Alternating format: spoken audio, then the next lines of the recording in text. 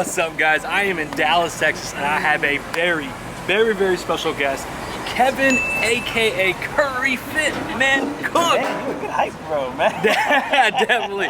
Yo, man, so just want to tell you just first off, thank you for spending this time with me, man, and giving me this opportunity to just to get to know you, interview you, get my subscribers to get to know you. I've been following you for a good while, and I just, man, thank you. Thank you. Thank you, thank you, thank you. So one thing I want to know, man, what inspired you to do the whole Fit Man Cook thing? Like, how did it all start? You know, it was kind of largely the same way that yours started. I know that you were just flipping through like magazines or on social media, and you're like, I need to get better. Or you were trying something on, you said. Yeah, trying on new pants, size 40. Ooh, size 40? Oh, Yeah. man, you're up there. I was, man. yeah. You know what? Some people don't really realize this, but I was actually up there too. Yeah. So I have one of those frames where I'm kind of like skinny fat. Yeah. So all my weight is right here in the Yeah, torso. dude, So I can hide keep it all right so I here, can yeah. hide it really well. And this was back in, and I'm so old, this was back in the days when Facebook first started out. Yeah. And one of my friends tagged me in this picture, and it pops up like on your profile automatically. Absolutely. So I looked at the thing, and I'm like, who's that greasy guy? I was like, oh, that's me. And that was like one of my big like wake up calls. And then I kept going through this thing of like just like weight cycling. I would just start running and doing a whole bunch of cardio. I was scared of the weight room because I had not like lifted weights before, so I'm like, I don't want to go there and embarrass myself. I know I'm like most people are, man. Like most people are intimidated by the gym. Right. And let us be the first to tell you, there's nothing to be intimidated about. Right. So I just avoided it, and then I went out to go and get this trainer, and the trainer really helped me out. I lost the weight, but you know, the thing about trainers is they think that, especially, you gotta be careful the type of trainer that you actually ask for. And this is the thing I tell people now. So I asked for I got a trainer who is a physique model. Okay. And their diets are largely just like, all right, you are eating for fuel and eating for a look. Exactly. So, Eat for fuel, So they put me on this boring diet of basically brown rice, chicken breast, and broccoli. The bro diet. The bro diet. Hey, and I lost some of that bro weight, but you know, I'm from Texas, I'm from the South, so you know, and me, I eat Mexican food about 3 times a week, right? Yes. So I had stopped going to this Mexican shop that I would do, little taco shop. So I go back. The little ones are always the best. The hole in the wall Mexican shop. Don't get it twisted, guys. Those are the best ones. And let me tell you how good it was. It was like $5. It was a $5 special. You get 3 tacos, a small side salad, some refried beans. Classic. All for $5. And it was great. So I haven't been there in a minute. I lost all this weight, so I go back and they're like, Kevin, está muy flaco. And I was like, well, I've been working out and doing this thing. I had a bite of that taco again. Yeah. And this just reminds me of how much I love food. So Absolutely. I gained the weight all back. So I finally said, you know what, I can't keep doing struggling. This whole thing. So I went to Half Price Books. I bought every single book there about nutrition and just began to read and consume. Just to educate myself about it. And then I just started up this blog that was called Fit Man Cook on Tumblr. Okay. And it was just my idea was, instead of continuing to pay all these trainers and learn, I can try to crowdsource my diet. So I'm going to put every single meal that I'm going to eat on that blog. And then get feedback. And I didn't know it at the time, but this was back in early Instagram days, so around 2009, 2010. Really? Wow. That's really early. This is actually before Instagram, 2010 time. All that type of content in terms of like how they eat healthy, that was all gated premium content. Really think about it, you had to pay for it. You gotta pay for subscriptions. And I was just posting everything that I was eating online because I was trying to just get free advice. And I didn't realize that was actually literally breaking the model. You were. And people began to follow me, and I realized that there were other people out there just like me who were just disenchanted with these diets. So looking at the fitness community now is for everybody, right? But I did not start out that community with it being altruistic. It was mainly for me to kind of, it was my little side hustle. I kind of crowdsource and get free advice. And it turned into something much larger. It exploded, man. That is absolutely awesome. So you know, what made you want to even get into the fitness industry? I mean, I know you said, okay, like you saw a picture, but was that it? Was that the turning point that made you like, you know what, I want to start working out, I want to start just really changing my life? Yeah, you know, I didn't really want to get into the fitness industry. That was never a goal of mine. It was never even a thought. I worked in IT for a computer company. I worked in marketing for a computer company, and that was not the goal. The goal was just to transform my life, to feel better about myself, to like the image that I saw, the reflection that I saw in the mirror, to feel good physically, feel good and be able to go and do things. So it was much more. I had much more like internal motivation. To change my life. And the cool thing about fitness is that once you kind of get a good taste of it and you begin to see results, all of a sudden you keep going. It's so addicting. Keep going. And from the outside looking in, because I was one of those persons, I'd be like, they are going to the gym way too much. Why do they keep, oh my God, they're so addicted. But so annoying. And you're like, I don't want to see this. But the crazy thing is that when you actually begin to do that, you just become so excited about it. And so you want to do much more. You get that passion, you find that passion inside that you didn't realize was there. It's always been there. You just needed that little like spark to just light it up, and then it's like, holy crap, like I love this stuff. Like this is, and that's when it becomes a lifestyle, and it just gets so much easier. So to like circle back on the whole, don't be intimidated at the gym. Trust me, you'll find if it's for you, you'll find that's your passion, and that's what really you really want to get in the gym. So don't be intimidated, guys. Just get in there and find what you like the most.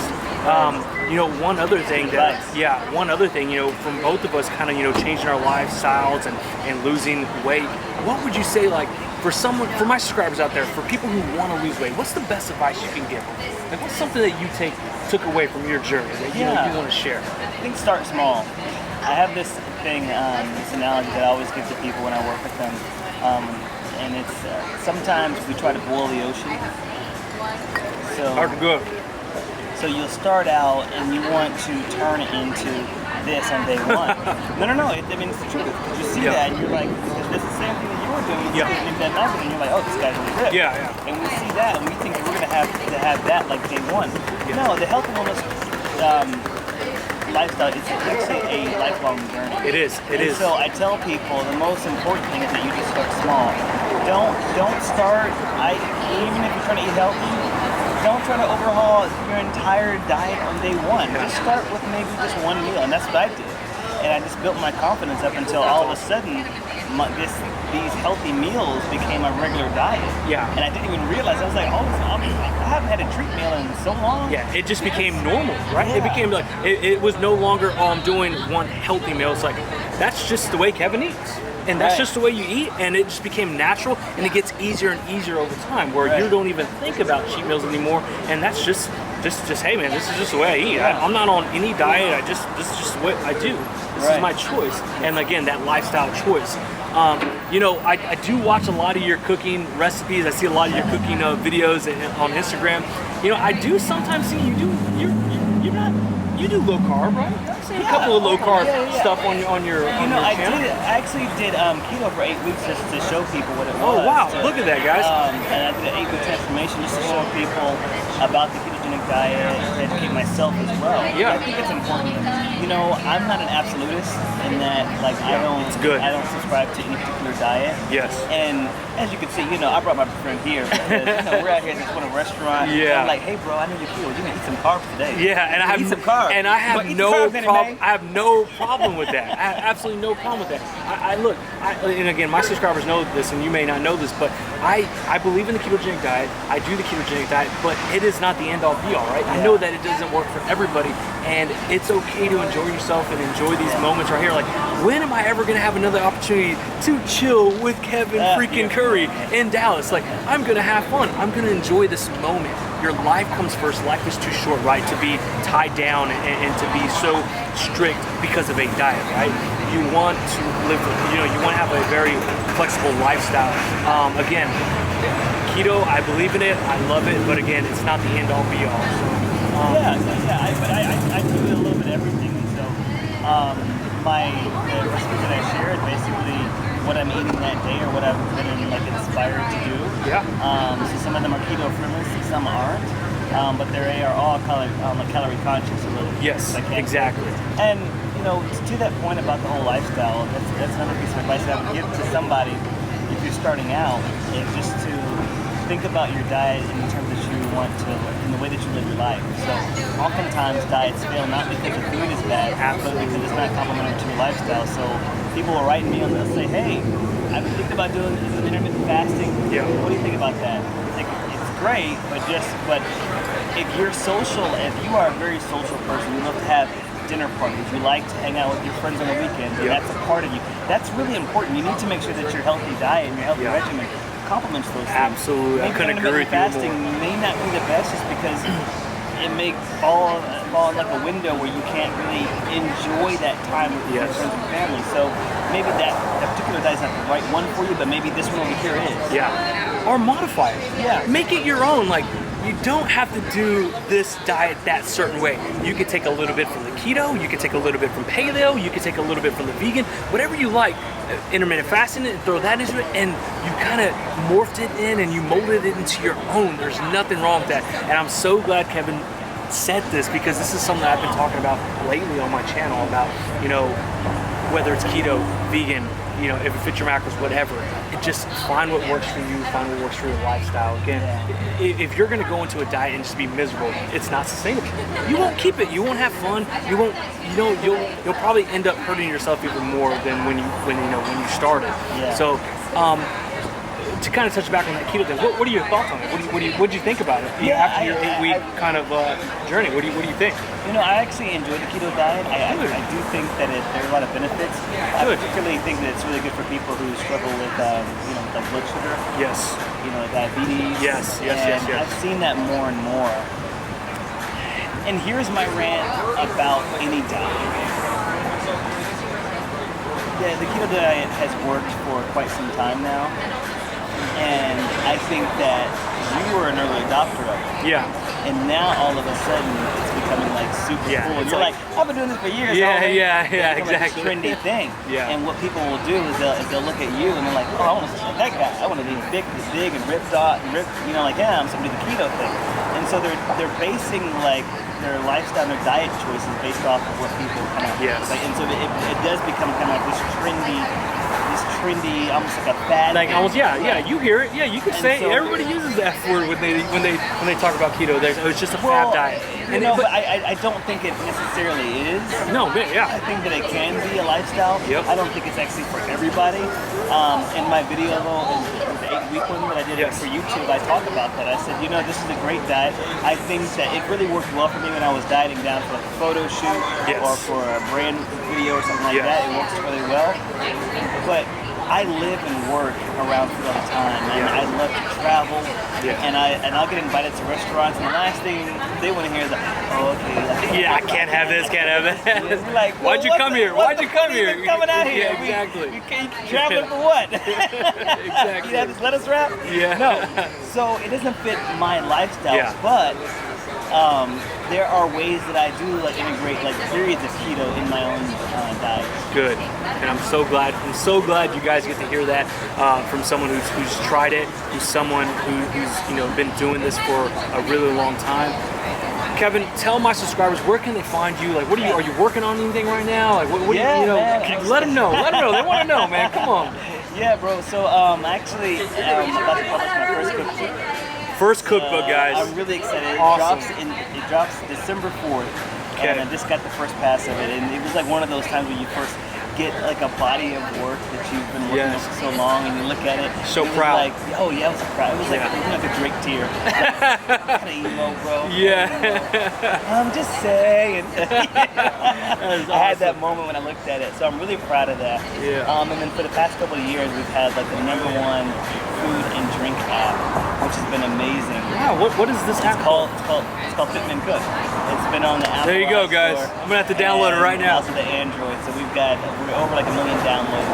Wow. With that one, and then we've got the Meal Prep Pro app, which is something that Christian Preppers actually like. We get a lot of requests in for diets, and we launched a 4-day keto meal plan and the Meal Prep Pro app. And the thing about the two apps is that the Fitman Cook app is everything that I share out there in social, but you can customize it.